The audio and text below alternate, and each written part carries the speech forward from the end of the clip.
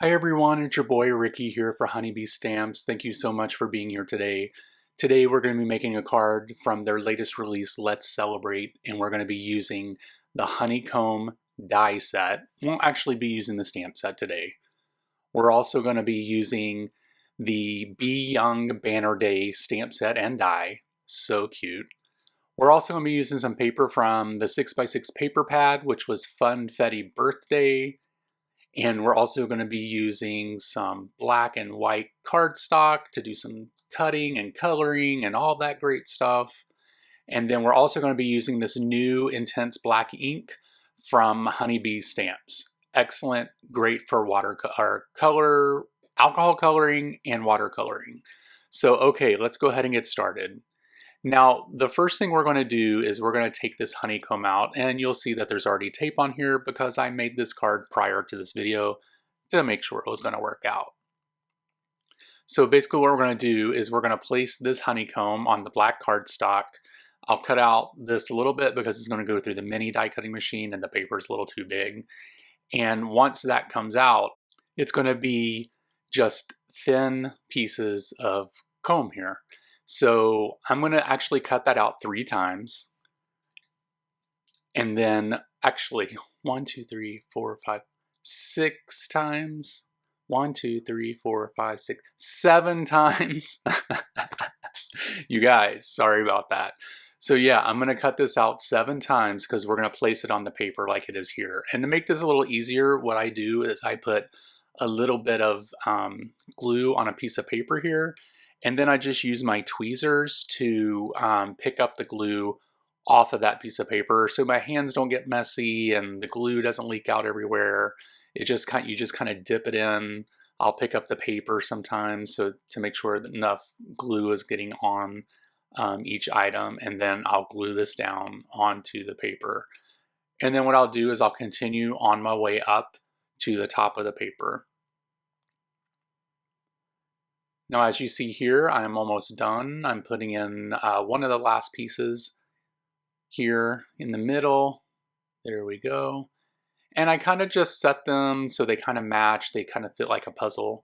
So that it kind of looks uniform and it looks natural, I guess you should say. As natural as honeycomb papers on paper should look, I suppose. But we're going to go ahead and get this last guy put down here. We're going to go ahead and get him dipped into the glue here, which, by the way, I'm using Honeybee glue. Perfect. Great glue. Check that out. Obviously, I need a lot more glue on that one. So we're going to go ahead and get him placed down, and then this actual portion of the card is done. I'll go ahead and flip this over so that I can get the protruding honeycombs off of this card panel here. And then we'll just flip it over and take off that little piece as well. Now that we have that done, we're going to go ahead and place this onto some black cardstock because I need a black border. I'd love a black border around a card panel if it's if it fits and it's appropriate. I put it down because I just love it. So we'll go ahead and get this flipped over. Unlike last time where I dropped it right onto the desk, I'm going to place it on here and go ahead and make sure that it's nice and even along all the edges so that we can go forward. Now, once I have that done, we are going to go ahead and get this glued down to the card base. So we'll get that out, get it straightened up, and we'll go ahead and put this down as well. I also want to have even edges around the card. So, I do this slowly. That's why you use liquid glue. It's the best when it comes to this technique that you're trying to do, technique in quotation marks. Okay, so now what we're going to do is we're going to go ahead and get this little cutie pie stamped out so that we can do some Copic coloring. Now, I won't show you the whole process, but I'll show you some of it so that you can see a little bit of the coloring action. So we're going to go ahead and get this flipped over, and I'm going to rub the stamp here to condition it a little bit so the ink can stick to it better. You could also use an eraser if you use that. People use all different kinds of things. So we're going to go ahead and get this stamped out with the intense black ink. We got it there. And now we're going to go ahead and get this prepared so we can start Copic coloring. Now I did just speed this up pretty quickly because I think it's 4 times as fast as I colored. I'm not going to show you the whole thing. I just want to show you how I did the wings here. And then what I'll do is I'll move on to the next area of the image here. So basically I'm taking the B02, which is going to be my darkest color, and I'm just kind of outlining everywhere, maybe where a shade or a shadow would be, or where I want it to be darker. It's closer to her body, so I just decided to do that. In no way am I an expert at Copic coloring, so, you know, if it's a better way, if there may be, let me know. But, you know, I think I did okay. So basically here, I'm going to use 3 different light blues, and then we're just going to make the wings blue here. I'm just going to show you this one little one here.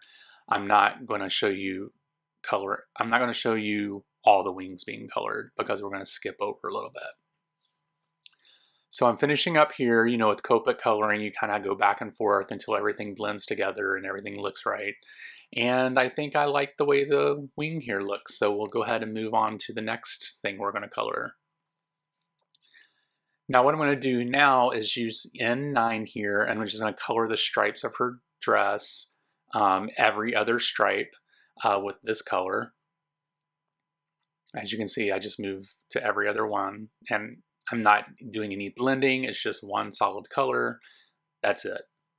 And I'm finishing that up here, and then on the other stripes, and actually now that I looked at this, I could have left it black and white because it looks pretty cute that way.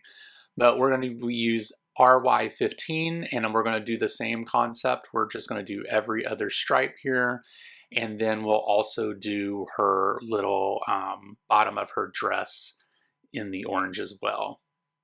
And as you can see here, I almost forgot it, and I had to go back and finish it up here.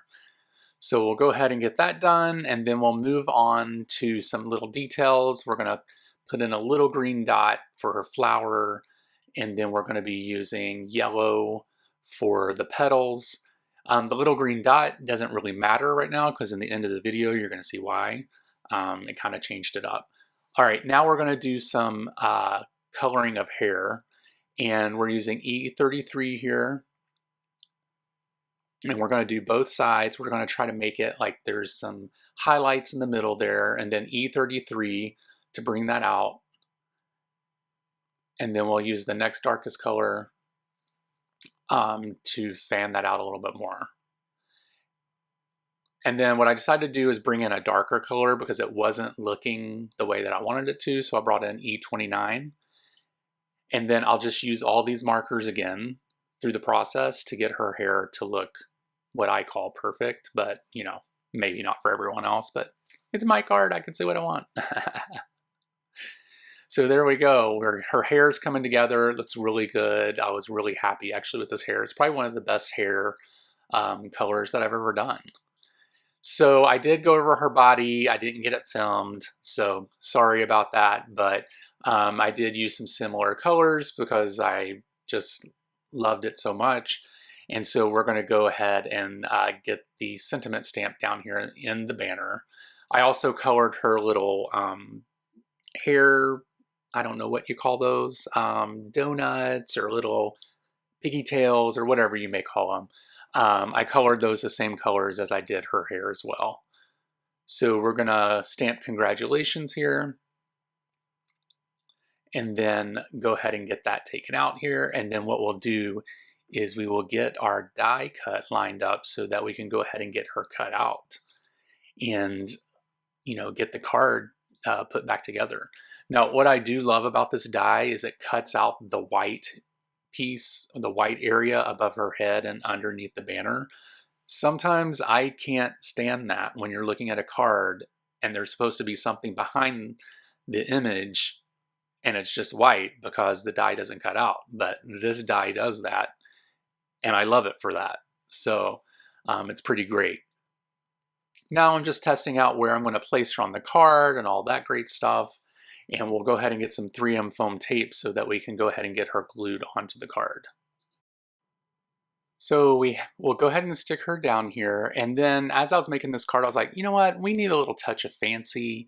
We need some sparkly stuff here, so we're going to use the Funfetti gemstones here, and we are going to place some gemstones around the card. I'm going to put the yellow where her antennas are, and then I put a little green one in the flower, and then we'll stick a blue one in her little hair bob and the things. I don't know what they're called, but we'll stick some blue ones there. And then again, I'll stick a green one in the flower. So I want to thank you guys so much for watching this video. I truly appreciate it. Thank you so much for supporting Honeybee Stamps. Please make sure you head over to their website and check out their latest release, Let's Celebrate.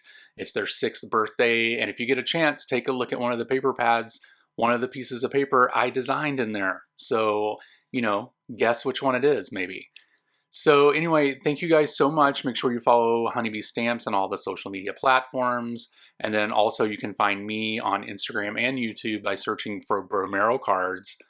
Thank you all for watching this video. Thank you for supporting us. And you guys have a great day and a great week. Bye.